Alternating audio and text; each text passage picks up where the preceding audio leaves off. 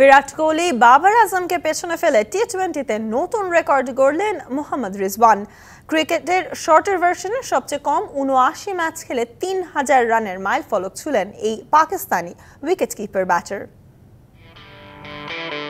আন্তর্জাতিক টি-20 ক্রিকেটে দারুণ এক কীর্তি গড়লেন পাকিস্তানের top order batter Mohammad Rizwan. সংক্ষিপ্ত ফরম্যাটের ক্রিকেটের ইতিহাসে দ্রুততম ৩০০০ রানের মাইলফলক স্পর্শ করলেন তিনি। ৩০০০ই ক্লাবে যোগ দিতে রিজওয়ানকে খেলতে হয়েছে ৭৯ ইনিংস।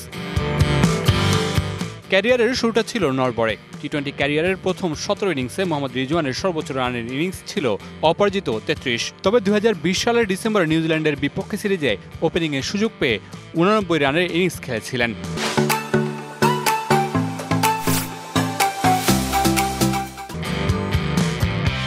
সেই থেকে শুরু টি-20তে রিজওয়ানের পর থেকে বিশ্বের অন্যতম ধারাবাহিক ব্যাটসম্যান। তোটাই ধারাবাহিক যে বিরাট কোহলি ও বাবর আজমকে টপকে টি-20তে দ্রুততম ৩০০০ রান করার রেকর্ড করেছেন পাকিস্তানের এই উইকেটকিপার ব্যাটার।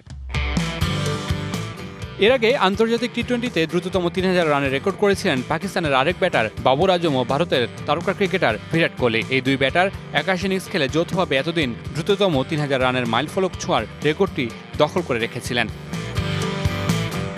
টি-20 ক্রিকেটে রিজওয়ান, কোহলি ও বাবর ছাড়া আরও ৫ জনের ৩০০০ রান আছে। অস্ট্রেলিয়ার অ্যারন ফিঞ্চ, ডেভিড ওয়ার্নার, নিউজিল্যান্ডের মার্টিন গাফটিল, ভারতের রোহিত শর্মা ও আয়ারল্যান্ডের পল স্টার্লিং এই ক্লাবের সদস্য। Mamunur Rashid, DBC news desk.